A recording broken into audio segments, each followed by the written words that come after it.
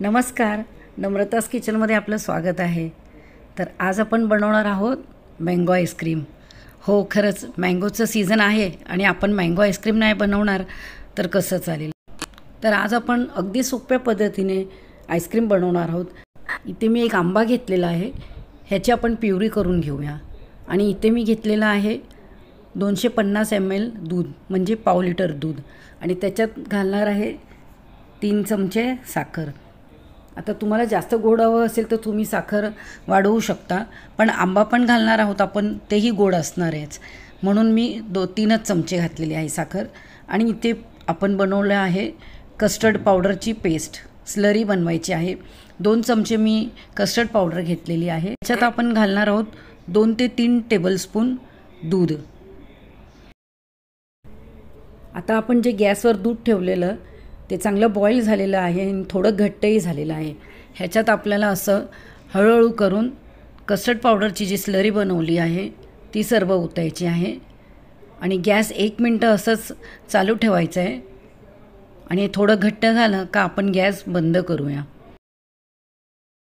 आता मिक्सरमध्ये आपण कस्टर्ड पावडर आणि दूध जे मिक्स केलेलं ते सर्व घ्यायचं आहे आणि आपण जे आंबा घेतलेला त्याची प्युरी करून घेतलेली तेही आपल्याला ह्याच्यात ओतायचं आहे आणि आपण यांना मिक्सरमधून फिरवून चांगलं एकजीव करून घ्यायचं आहे।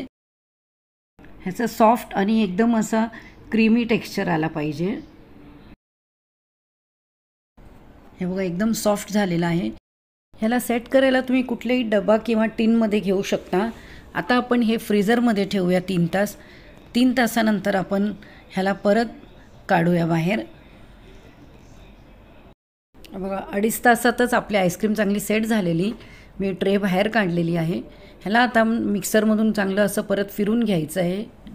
बघा, मी फिरून घेतलेलं आहे आणि ह्याला परत आपण आईस्क्रीम ट्रेमध्ये घालूया आणि ह्याच्यावर आपण इथे मी काही मँगोचे पीसेस घेतलेले आहे, त्याच्याने आपण थोडं डेकोरेट करूया आणि परत फ्रीझरमध्ये 3 ते 4 तासासाठी सेट व्हायला ठेवून देऊया। तर हे बघा, 4 तासानंतर मी काढलेली आहे। आपली आईस्क्रीम एकदम मस्त सेट झालेली आहे। ह्याला आता आपण ट्रेमध्ये काढून घेऊया। वरती बर्फ वगैरे काहीच नाही जमलेला आहे। एकदम आपली आईस्क्रीम सॉफ्ट आणि क्रीमी वाटत आहे। हे बघा, छान अशी झालेली आहे। आता आपण ह्याचे पीसेस करून घेऊया। मी तुम्हाला दाखवते ह्याचे पीसेस करून, किती सॉफ्ट एकदम झालेली आहे आपली आईस्क्रीम। मस्त वाटते ही आईस्क्रीम खायला। बाहेरून तर आपण आणतच असतो आणि ही आईस्क्रीम तुम्ही नाही, तुमची मुलं लहान असतील समजा 12-15 वर्षाची, तर त्यांनाही शिकवू शकता कशी बनवायची ती। तुम्हाला ही रेसिपी कशी वाटली ते मला कमेंट करून सांगा व आपला चॅनल नम्रतास किचन याला लाईक, शेअर, सबस्क्राईब करा।